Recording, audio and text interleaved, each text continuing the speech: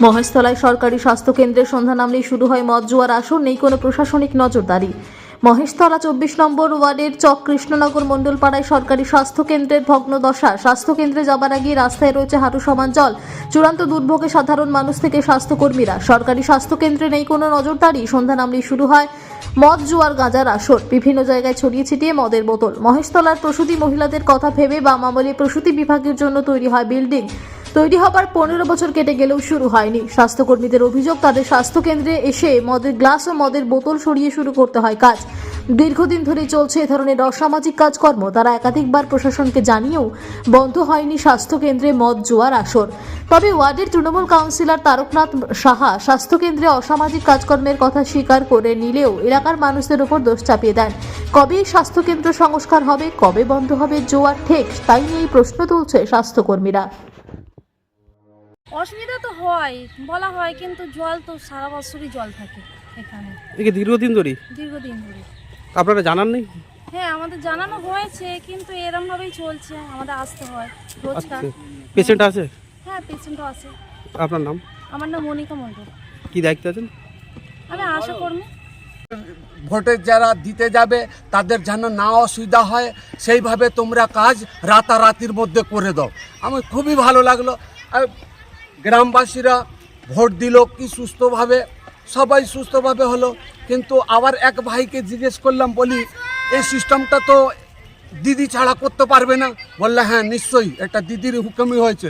তো আমি বলি আচ্ছা আপনি দেখছেন, এদিকে দেখুন কত জল আছে, এদিকে দেখুন কত জল। আজকের বছর হয়ে গেল নাকি, বছর এখন বাকি আছে, রাস্তা আর আজকেরও পর্যন্ত হলো না।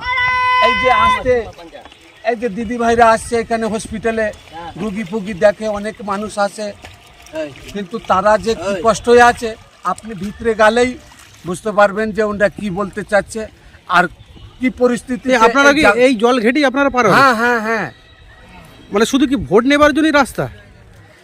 তাই তো সিস্টেম তো মনে হচ্ছে তো তাই হলো, দেখে তো তাই হলো। কিন্তু যখন যে ওই সিস্টেমটা কাজ হয়েছিল, যে মনে হলো আমার খুব সেদিনকে এত মনে আনন্দ লেগেছিল যে দিদি ভাই এই একটা কাজ যে আজকের রাতারাতির মধ্যে যে করালো, নিশ্চয়ই আগামী দিন এই রাস্তাটা আমার ভালো হবে। কিন্তু আজও হলো না। ভালো আজও হলো। চলুন, এই জায়গাটার নাম?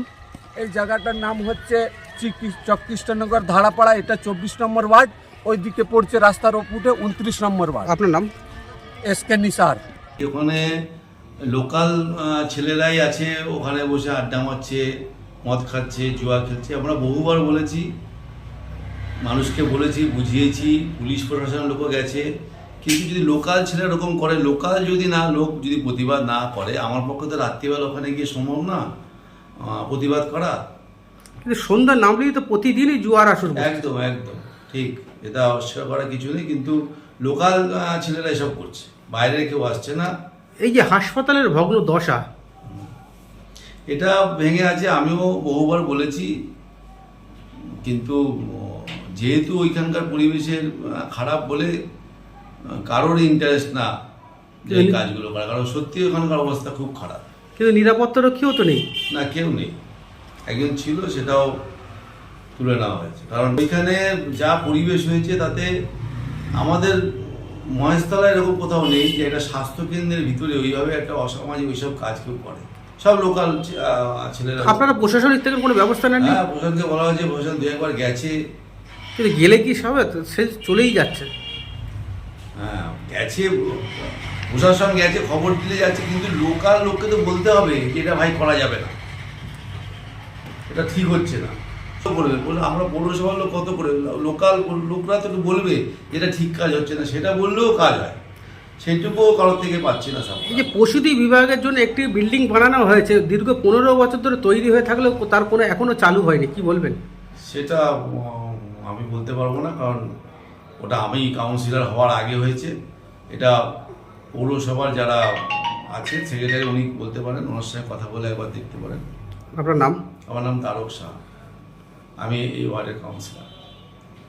মহেশতলা পৌরসভা 24 নম্বর ওয়ার্ডে বামফ্রন্টের পৌর ভোটের সময় যে স্বাস্থ্যকেন্দ্র তৈরি হয়েছিল, সেই স্বাস্থ্যকেন্দ্রের বেহাল অবস্থা আপনারা ইতিমধ্যেই দেখিয়েছেন। আমরা সিপিআইএমের পক্ষ থেকে এর আগেও বলেছি যে ওই স্বাস্থ্যকেন্দ্রে মানুষ কোনো স্বাস্থ্য পরিষেবা পান না। রাত্রিবেলা ওখানে অসামাজিক কাজকর্ম হয়। বামফ্রন্টের পৌর বোর্ড একটা প্রসূতি বিভাগের ইনফ্রাস্ট্রাকচার চুরি করেছিল।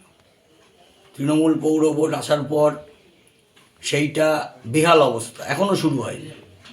তার ফলে গোটা মহেশতলা পৌরসভার বিভিন্ন ওয়ার্ডে এই সমস্যার সম্মুখীন সাধারণ মানুষ হচ্ছেন। আমরা তৃণমূলের পৌর বোর্ডের কাছে এর আগেও সিপিএমের পক্ষ থেকে বহুবার ডেপুটেশনে এই কথাগুলো হাজির করার চেষ্টা করেছি, কিন্তু তারা কোনো কর্ণপাত করেনি। তার ফলে সাধারণ মানুষকে নিয়ে রাস্তায় নেমে এর প্রতিবাদ করা ছাড়া কোনো বিকল্প পথ নেই।